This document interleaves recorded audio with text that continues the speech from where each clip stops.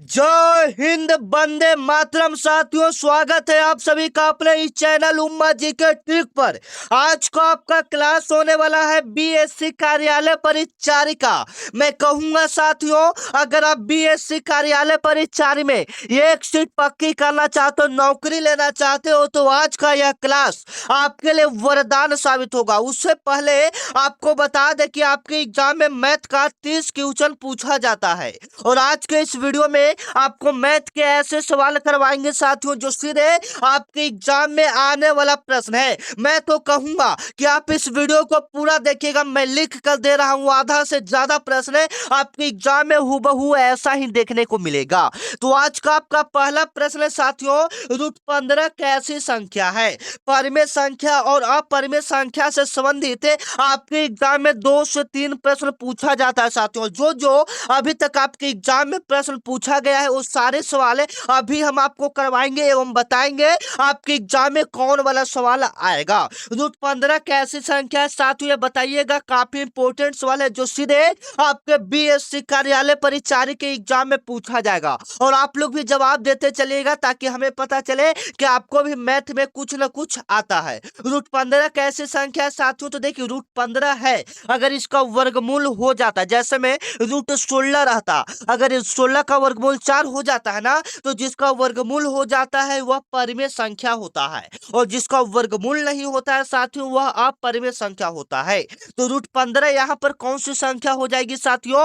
अपरिमेय संख्या हो जाएगा। बी ऑप्शन आपका क्या हो जाएगा? बिल्कुल हो जाएगा। जैसे में आपको ज्यादा यहीं पर दिक्कत करेगा रूट वाला, अगर रूट में है उसका वर्गमूल होगा तो परिमेय संख्या, उसका वर्गमूल नहीं होगा तो अपरिमेय संख्या। जैसे में आपके एग्जाम में एक बार पूछा जा चुका है, √9 कौन सी संख्या है? कमेंट में बताइएगा √9 कौन सी संख्या, फटाफट। √9 कौन सी संख्या? देखिए अगला नंबर सवाल क्या कर रहा है साथियों, निम्नलिखित में से कौन सा परिमेय संख्या? ये सारे सवाल आपके एग्जाम में पूछे जा चुके हैं एवं 99% संभावना है कि इस बार के एग्जाम में ये पूछा जाएगा साथियों। ठीक है, निम्न में से कौन सा एक परिमेय संख्या? कैसे पहचानेंगे? हमने क्या बताया था कि रूट में रहे, अगर उसका वर्गमूल हो जाएगा तो वह रेशनल नंबर यानी परिमेय संख्या हो जाएगा साथियों। ठीक है, तो जैसे में √6 की बात करेंगे तो √6 का वर्गमूल नहीं होता है, एवं √5 की बात करेंगे तो √5 का वर्गमूल नहीं होगा, एवं √8 की बात करेंगे तो √8 का वर्गमूल नहीं होगा साथियों। यहाँ पर देखेंगे √9 और √9 का आपका वर्गमूल होता है, कितना होता है सर?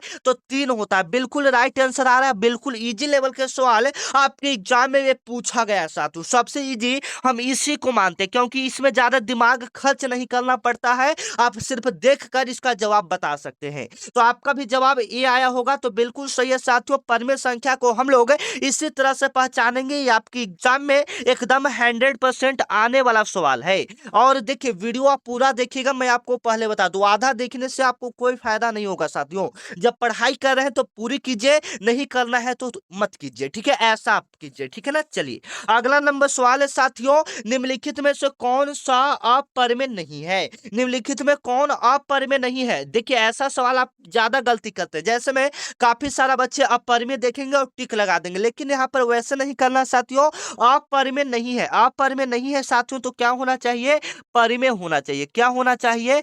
परिमेय होना चाहिए। बिल्कुल आप लोग अच्छा जवाब दे रहे हैं सर। परिमेय संख्या इसमें से कौन सा होगा? √10 तो होगा नहीं साथियों, क्योंकि √10 का वर्गमूल नहीं होता है। √24 की बात करेंगे तो √24 का वर्गमूल नहीं होता है। √35 का वर्गमूल नहीं होता है। यहाँ पर देखेंगे √121, √121 का वर्गमूल 11 होता है साथियों, अर्थात यहाँ पर √121 आपका क्या हो जाएगा? परिमेय संख्या हो जाएगा। याद रखिएगा ऐसा सवाल आपके एग्जाम में कई बार पूछा जा चुका है, इसलिए परिमेय और अपरिमेय से 3 प्रश्न यहाँ पर लाए थे साथियों, जो आपके एग्जाम में तीनों में से कोई इस बार एक सवाल जरूर पूछा जाएगा। ये 3 सवाल आपको बताए हैं, तीनों सवाल में से कोई एक सवाल आपके एग्जाम में पूछा जाएगा। देखिए अब इस लेवल का सवाल आता है साथियों, एक ना एक ऐसा सवाल आपके एग्जाम में देखने को मिलेगा। अगर आप प्रैक्टिस सेट लगाते हो, बुक आपके पास होगा, तो आप मैथ में देखिएगा ऐसा सवाल हर एक सेट में आपको एक क्वेश्चन देखने को मिल जाएगा। अगर आप ऐसा सवाल सॉल्व करना सीख जाते हैं साथियों, एक क्वेश्चन जाने का आपका एग्जाम में सही हो जाएगा, ठीक है ना।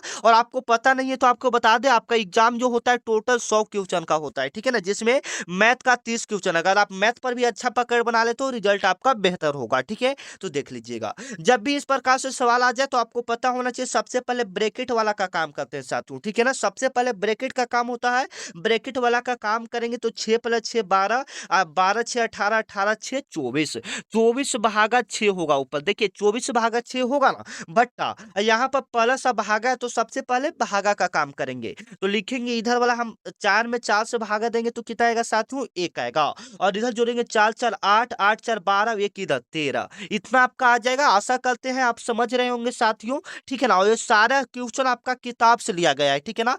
4 में 24 से भागा देंगे तो कितना आएगा साथियों, 4 आएगा। 6 में 24 से भागा देंगे 4 आएगा, और बट्टा में आपका कितना हो जाएगा, 13 हो जाएगा। आशा करते हैं आपको समझ में आया होगा। बिल्कुल इजी लेवल का सवाल है साथियों, और ये आपके एग्जाम में, हर एग्जाम में ऐसा एक प्रश्न पूछा जाता है साथियों, ठीक है। तो 4/13 इसका क्या हो जाएगा, बिल्कुल राइट आंसर हो जाएगा। एवं आप लोग भी जवाब देने का कोशिश कीजिएगा ताकि जो भी प्रश्न आपको आए साथियों आप उसका रिवीजन कर लें। जैसे में ये मसो वाला ऐसा जो सवाल है साथियों, हर एक सेट में आपको देखने को मिलेगा। एवं हर बार ऐसा एक प्रश्न, जैसे में पिछली बार आपको 5 मई का एग्जाम हुआ था, 5 मई को एग्जाम हुआ था, उसमें ऐसा सवाल आया हुआ था साथियों, ठीक है ना। एवं हर साल ऐसा एक सवाल आना संभव हुआ था, ठीक है। तो देखिएगा ऐसे प्रश्नों को हम लोग कैसे सॉल्व करते हैं। सबसे पहले मसा निकालना है साथियों, मसा, मसा HCF, तो ऊपर वाला संख्या को मसा निकालते हैं, ऊपर वाला संख्या को क्या निकालते हैं, मसा। तो 2 8 10 32 का अगर आप मसा निकालेंगे साथियों 2 आएगा, ठीक है। क्योंकि मसा तो आपको निकालने आता होगा, तो 2 8 10 32 का मसा निकालिएगा साथियों तो 2 आएगा, ठीक है। और उसका ऑपोजिट नीचे वाला को करते हैं, अगर ऊपर वाला को मसा निकाले हैं तो नीचे वाला को लसा निकालेंगे। तो 3 9 27 81 का अगर हम लसा निकालते हैं साथियों तो लसा आपका 81 आएगा, लसा आपका कितना आएगा, 81 आएगा, यानी 2/81 यहाँ पर बिल्कुल सही होगा। अब आप कहिएगा सर आप तो डायरेक्ट कर दिए, हमें बताए नहीं कैसे बनाएंगे। तो देखिए बच्चे, अगर इस प्रकार से सवाल आता है तो शॉर्ट ट्रिक आपको बताते हैं कैसे होगा। अगर मसा है तो ऊपर वाला को तो आपको मसा निकालना पड़ेगा, ये बात को कंफर्म कर लो, ठीक है। तो मसा कैसे निकलते हैं साथियों, मसा जो सब में कॉमन रहे, जो सब में कॉमन रहे वही मसा निकलता है। तो 2 8 10 32 में 2 ही कॉमन होगा, कॉमन का मतलब सब में क्या मिलेगा, 2 ही सब में मिलेगा साथियों। अगर हम कहेंगे कि सब में 32 मिलेगा तो दुक्का में 32 मिलेगा नहीं ना, लेकिन 2 में 32 मिलेगा, 2 में 8 मिलेगा, 2 में 10 मिलेगा, यानी सब में कॉमन रहना चाहिए, तो वही आपका मसा निकलता है। जैसे में यहाँ पर कहेंगे 5 10 15, इसका मसा बताओ, तो इसमें जो कॉमन निकलेगा वो बताएंगे कि यहाँ पर 5 हो जाएगा। बिल्कुल आप लोग अच्छा समझ रहे हैं, ठीक है। आप समझिएगा एलसीएम, तो एलसीएम तो आपको निकालना पड़ेगा साथियों, एलसीएम तो आपको निकालना पड़ेगा 3 9 27 81। या देखते हैं कि सभी में कौन सा संख्या लगेगा। जैसे में 81 इसका लसा हो जाएगा, ठीक है। तो 2/81 आप इस प्रकार से पकड़ सकते हैं। और आप लोग बताइएगा एक बार कमेंट करके आप लोग को क्लास कैसा लगा। अगर कोई दिक्कत है तो ये भी बताइएगा, नहीं लग रहा है तो आप लिखिए कि जरूर सर आपका क्लास बहुत अच्छा लग रहा है। चलिए अगला नंबर सवाल है साथियों, जो देख सकते हैं काफी इंपोर्टेंट लेवल का सवाल है, और ऐसा एक सवाल आपके बीएससी कार्यालय परिचारी में हर बार पूछा जाता है। एक व्यक्ति अपनी आय का 60% खर्च करता है, ठीक है। एक जो व्यक्ति है अपनी आय का कितना परसेंट खर्च करता है, 60%, और उस पर 2,000 रुपया बचाता है। कितना बचाता है, 2,000 रुपया बचाता है। तो उसकी आय क्या है, मान लीजिए कि वो 60% खर्च करता है और 2,000 बचाता है, तो 2,000 यहाँ पर लिख देंगे साथियों। और खर्च कितना करता है, 60%। कोई भी चीज जो होता है साथियों वो 100% का होता है। कितना परसेंट का होता है, 100% का। जैसे में वो 60% खर्च कर रहा है तो बचा कितना रहा है, 40% बचा रहा है। मेरे बात को अच्छे से कवर कीजिएगा, 60% खर्च कर रहा है तो बचा कितना रहा है, 40%। तो 2,000/40, और गुना में हम लोग कितना कर देंगे साथियों, 100 कर देंगे। गुना में हम लोग कितना कर देंगे, 100 कर देंगे। तो 40 से 2,000 कटेगा 50 बार में, शायद 50 बार में कटेगा, ठीक है। और 50 गुना 100 कीजिएगा तो कितना आ जाएगा साथियों, 5,000 आ जाएगा। सी ऑप्शन आपका क्या हो जाएगा, बिल्कुल राइट हो जाएगा। फिर से एक बार आपको समझा देते हैं, एक ट्रिक टाइप का प्रश्न है साथियों। सबसे पहले 2,000 रुपया बचाता है, ठीक है, तो 2,000 रुपया लिख देंगे। और यहाँ पर 60 रुपया खर्च करा है तो बचा कितना रहा है, 40% बचा रहा है ना। तो बट्टा में 40 और यही प्रतिशत है तो गुना कितना हो जाएगा 100। तो 40 से 2000 कटेगा 50 बार में, 50 गुना 100 करिएगा साथियों, 5000 आपका राइट आंसर आएगा। आशा करते हैं ये सवाल आपको बनाने आ रहा होगा क्योंकि इंपॉर्टेंट लेवल का सवाल है साथियों। अगला नंबर सवाल की बात करेंगे, 5:4 बराबर में क्या होगा साथियों। 5:4 है, जैसे 5/4 आपको लाना है इधर से, तो ऑप्शन इसको हम लोग पकड़ कर लेकर चलते हैं साथियों। जैसे में ऑप्शन पर हम देखिए, कभी कभी ऐसा होता है ना कि आपको क्वेश्चन देखकर नहीं बनेगा, ऑप्शन देखकर बनेगा, तो इसको हम लोग ऑप्शन देखकर ही सॉल्व करेंगे। जैसे में 80% है तो 80/100 हो जाएगा, प्रतिशत है तो बटा 100 हो जाएगा। आपको पता है कि प्रतिशत का मतलब कितना होता है 100। अब इसको काटेंगे 20 से कितना बार में, 4 बार में, 20 से 5 बार में, तो 4/5 आ रहा है, लेकिन हमको लाना है 5/4 लाना है। कितना लाना है साथियों, 4/5 ही लाना है ना कि 5/4 लाना है। देखिए यही आपको लाना है। फिर अगर हम आप आगे चलते हैं 120 का चलते हैं तो 120/100 हो जाएगा। 10 से 10 12/10, तो ये तो हमको लाना नहीं है। आगे चलेंगे 125/100 करेंगे, 125/100, तो यहाँ पर काटेंगे साथियों, ध्यान से देखिएगा। अगर हम 25 से काटेंगे तो ये 5 बार में कटेगा, ये 25 से काटेंगे तो 4 बार में कटेगा। देखिए इधर 5 और 4 आ गया ना, तो कौन वाला को काटे तो आए साथियों, 125% को काटे तो 5/4 आया। तो इस प्रकार से कभी कभी ऑप्शन देकर भी आपको पकड़ना पड़ेगा साथियों। सी ऑप्शन आपका क्या हो जाएगा, बिल्कुल राइट हो जाएगा। क्वेश्चन कहने का मतलब है कि इधर क्या रखेंगे कि 5:4 आएगा, तो 125% उधर रखेंगे, यानी 125/100, तो 5 से कटेगा 5 बार में, 5 से 4 बार में, तो इस प्रकार से देखिएगा तो ये आपका कट जाएगा साथियों, ठीक है ना। चलिए अगला नंबर सवाल देखिएगा, थोड़ा सा बड़ा टाइप के है, लेकिन आपके एग्जाम में हर साल ऐसा एक प्रश्न पूछा जाता है। और अभी तक आप लोग चैनल को सब्सक्राइब नहीं किए साथियों, तो चैनल को आप लोग सब्सक्राइब कर लीजिएगा और उसको क्या बोलते हैं, बेल आइकन को आप लोग दबा लीजिएगा, ताकि जो भी बीएससी वाला क्लास आपका डेली ऐसे होता है, ठीक है, तो आपको सबसे पहले पता चलेगा साथियों। अगर आप चैनल को सब्सक्राइब कर लेते हो, डेली आपको पढ़ाई होगा, ठीक है ना। चलिए तो बताइएगा, दो संख्याओं का अनुपात 3:4 है एवं उनका लघुत्तम समापवर्तक 180 है, तो दूसरी संख्या क्या होगा। जब भी इस प्रकार से प्रश्न दिया जाए, इसके लिए एक सूत्र होता है साथियों, ए गुना बी। ए गुना बी मतलब पहली संख्या गुने दूसरी संख्या। यहाँ पर दो संख्या दिया है ना, यानी पहली संख्या गुने दूसरी संख्या बराबर एलसीएम गुना एचसीएफ। एलसीएम गुना क्या हो जाएगा साथियों, एचसीएफ हो जाएगा। इस प्रकार से आप कीजिएगा तो पहली संख्या गुने दूसरी संख्या, तो यहाँ पर 3 गुना 4 हो जाएगा बराबर में एलसीएम आपका कितना है, 180 है, और दूसरी संख्या पूछ रहा है, सॉरी यहाँ पर ऐसे नहीं होगा साथियों, फिर से फॉर्मूला लिखते, फॉर्मूला तो आपका वही लगेगा, पहली गुने दूसरी संख्या बराबर एलसीएम गुना एचसीएफ, यही संख्या लगेगा। लेकिन यहाँ पर देखिएगा बैठाना कैसे है, दो संख्याओं का अनुपात दिया है साथियों 3:4, तो यहाँ पर 3 गुना 4 हो जाएगा बराबर लघुत्तम 180 दिया है और एचसीएफ पूछ रहा है, ठीक है ना। यहाँ पर एचसीएफ पूछना चाहिए था, ठीक है ना, एचसीएफ यहाँ पर पूछना चाहिए था, या दूसरी संख्या भी पूछ रहा है तो वो भी आपका हो ही जाएगा, ठीक है। तो यहाँ से देखिएगा कैसे कटेगा। अगर हम 3 से इसको काटते हैं 60 बार में, 3 से कितना बार में, 60 बार में, और 4 से कितना बार में कटेगा, 15 बार में। एचसीएफ हमारा कितना आ गया, 15, तो 15 आ गया। यहाँ पर पूछा है कि दूसरी संख्या, तो दूसरी संख्या 4 है, दूसरी संख्या कितना है, 4, और यहाँ पर निकाले हैं एक्स बराबर आपका 15 होगा, क्योंकि अनुपात में रहता है तो इसको एक्स मान लेते हैं, तो एक्स बराबर 15, और वहां पर दूसरी संख्या 4 है, तो 15 चौका कितना हो जाएगा, 60। आपको अच्छा हमके हिसाब से आप इसको समझे नहीं होंगे, लेकिन फिर से आप कोशिश कीजिए समझने का साथियों। ये अनुपात में है तो 3x और 4x हो जाएगा साथियों, ऐसे हो जाएगा, ठीक है। और इसका एलसीएम दिया है 180, इस प्रकार से भी आप बना सकते हैं, ठीक है। इसका एलसीएम 180 है, तो यहाँ पर गुना करेंगे साथियों, चलती यही 12 एक से हम लोग डायरेक्ट लिखेंगे 180, तो ये कटेगा, x बराबर 15 आ गया। दूसरी संख्या पूछा है तो दूसरी संख्या हमारा 4x है साथियों, तो आप इस प्रकार से सोल्व कर सकते हैं, ठीक है ना।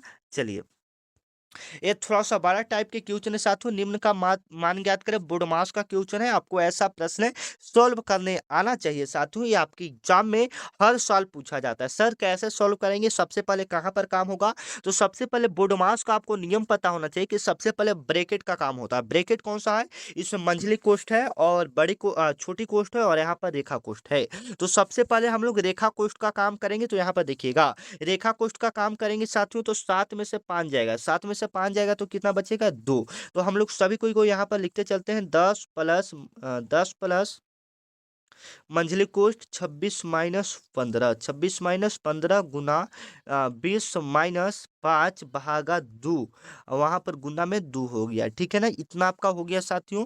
अब इसका कैलकुलेशन करते हैं, तो पाँच में 2 से तो भागा नहीं होगा साथियों। तो 5/2 यहाँ पर करना पड़ेगा, मतलब थोड़ा सा ज्यादा कैलकुलेशन हो गया है, ठीक है। यहाँ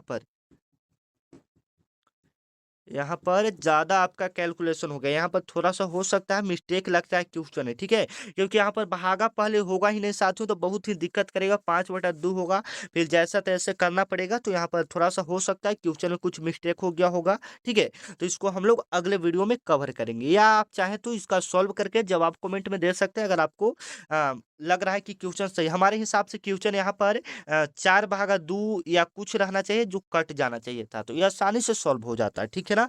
चलिए, अगला नंबर सवाल देखिएगा, जो कि आपके लिए काफी इंपॉर्टेंट है। यदि P अनुपात 18 समानुपात 5:3 है, तो P का मान क्या होगा साथियों?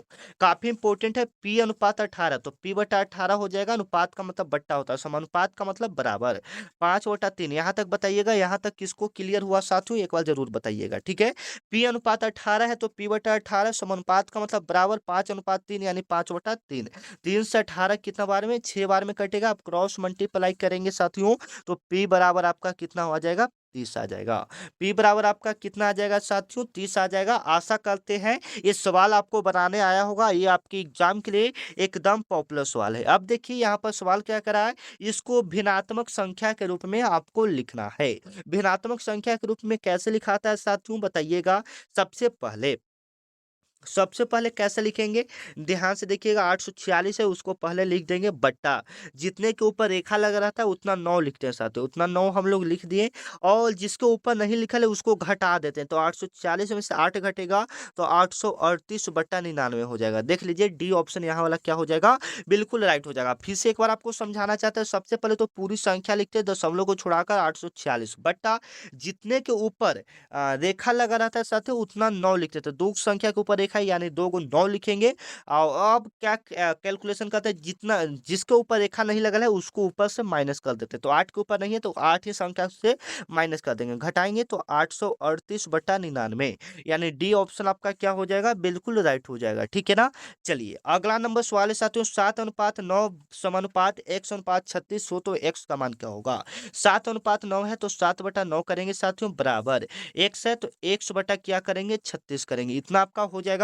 तो 9 से 36 कितना बार में कटेगा, 4 बार में कटेगा, ठीक है। अब यहाँ से क्रॉस मल्टीप्लाई करेंगे, तो x बराबर सच्चों का कितना हो जाएगा साथियों, 28 हो जाएगा। सच्चों का कितना हो जाएगा, 28 हो जाएगा। डी ऑप्शन आपका क्या हो जाएगा, बिल्कुल राइट हो जाएगा। आशा करते हैं ये सवाल आपको समझ में आ रहा होगा, क्योंकि ये अनुपात समानुपात से प्रश्न है साथियों।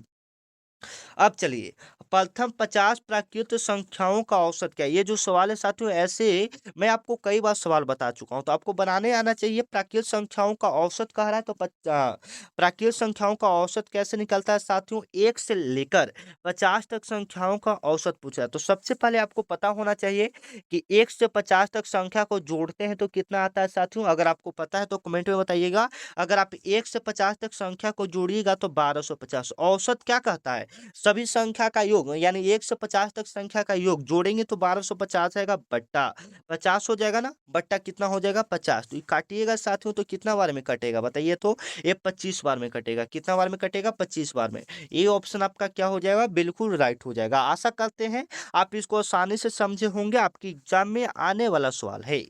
अगला नंबर सवाल है, किसी काम को 10 दिनों में पूरा करता है। ये किसी काम को 10 दिनों में करता है और बी उसी काम को 15 दिनों में पूरा करता है, तो दोनों मिलकर उस काम को कितना दिनों में पूरा करेगा। जब भी इस प्रकार से प्रश्न आए साथियों, आपको कैसे बनाना है, सबसे पहले 10 गुना 15 कर देना है, मतलब क्योंकि और 10/15 इस प्रकार से आप कर दीजिएगा। तो 10 गुना 15 कीजिएगा, कितना आएगा, 150 आएगा, बटा में 25 आ जाएगा। 25 छक 150, ये 6 दिन आपका खत्म। एक ट्रिक है, सबसे पहले जो दिया रहेगा उसको मल्टीप्लाई कर देना है, 10 गुना 15 नीचे वाला को ऐड, तो 10 और 15 25, यानी 150/25, तो ये कटेगा तो कितना आ जाएगा, 6 दिन आ जाएगा। आशा करते हैं आपको बनाने आ रहा होगा साथियों, बिल्कुल सिंपल लेवल का सवाल है। 2000 रुपया की राशि पर 5% वार्षिक दर से 3 वर्ष का साधारण ब्याज क्या होगा साथियों? तो साधारण ब्याज अगर आपको निकालना है तो फॉर्मूला होना चाहिए मूलधन गुने समय गुने दर बटा 100, पीआरटी गुना 100। ऐसे आपका फॉर्मूला होना चाहिए। तो पी आपका कितना है? 2000 है। कितना है साथियों? 2000। समय आपका कितना है साथियों? दर 5 है और समय 3 है। अब बट्टा में आपका कितना हो जाएगा? 100। तो डबल जीरो से डबल जीरो 100 और यहाँ पर 3 से गुना होगा तो 300 आ जाएगा। ए ऑप्शन आपका क्या हो जाएगा? बिल्कुल राइट हो जाएगा। 2000 गुने 5 गुना 3, तो यहाँ पर गुना उना करेंगे तो साथियों कितना हो जाएगा? हमारा 300 हो जाएगा। ठीक है, चलिए अगला नंबर सवाल है। ये क्या क्या है? बोडमास से सवाल है। तो सबसे पहले आप ही लोग बताइए किसका हल होगा? तो पहले भागा का हल होगा। जैसे में उस सवाल में क्या देखे थे कि ये कट नहीं रहा था, यहाँ पर देखिए कि ये कट जा रहा है। 15 प्लस 5 में 15 कितना हमारे? 15 पचे 45 हो जाएगा। सॉरी 9 पचे 45, 9 गुना 2 माइनस 8 इतना आपका हो जाएगा।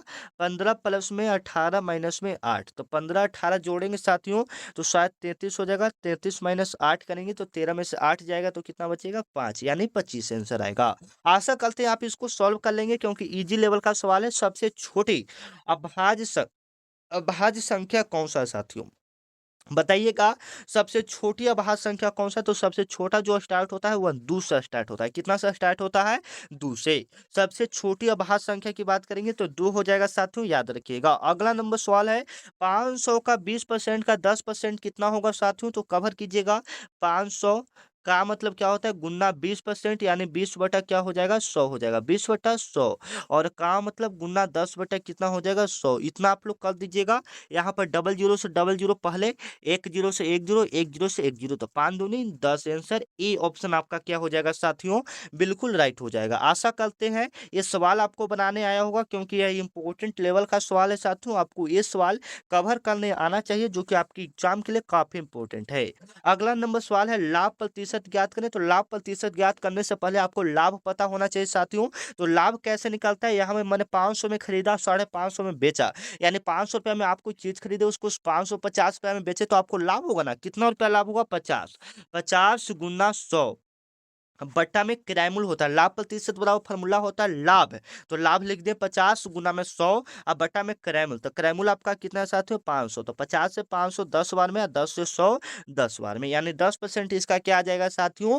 आंसर आ जाएगा। बी ऑप्शन आपका क्या आ जाएगा? बिल्कुल राइट हो जाएगा। और अभी तक चैनल को सब्सक्राइब नहीं किए हो तो चैनल को सब्सक्राइब कर लीजिएगा। 5 के प्रथम 5 गुंजों का औसत क्या होगा साथियों? 5 के प्रथम 5 गुंजों का औसत क्या होगा? गुणज मतलब होता है 5 के लगातार संख्या जो 5 से डिवाइड हो। जैसे 5 तो होगा ही, 10 होगा, 15 होगा, 20 होगा, 25 होगा, यहाँ तक आपका होगा साथियों। और इसका औसत पूछा था, इसको जोड़ेंगे तो 5 10 15 15 15 20 20 30 25 15 15 15 30 30 20 25 सॉरी 30 20 50 50 25 75। अब बट्टा में कितना हो जाएगा? 5 संख्या तो बट्टा में 5, तो यानी काट कूट करेंगे तो 15 आपका राइट आंसर आ जाएगा। अगला नंबर सवाल है कि एक वृत्त की त्रिज्या 7 सेंटीमीटर है एवं उसका परिधि क्या होगा साथियों? तो परिधि बराबर फॉर्मूला होता है 2 पाई आर। वृत्त का परिधि बराबर फॉर्मूला 2 पाई आर आता है। तो 2 गुना पाई का मान आपको पता है कि 22/7 होता है, गुना में आर। आर कितना है साथियों? 7 है। तो 7 से 7 खत्म होगा तो 22 दूनी 44 सेंटीमीटर वृत्त का परिधि आ जाएगा साथियों। ठीक है, तो यहाँ पर हम लोग वीडियो को समाप्त करते हैं। मिलते हैं नेक्स्ट वीडियो में, तब तक के लिए जय हिंद, जय भारत।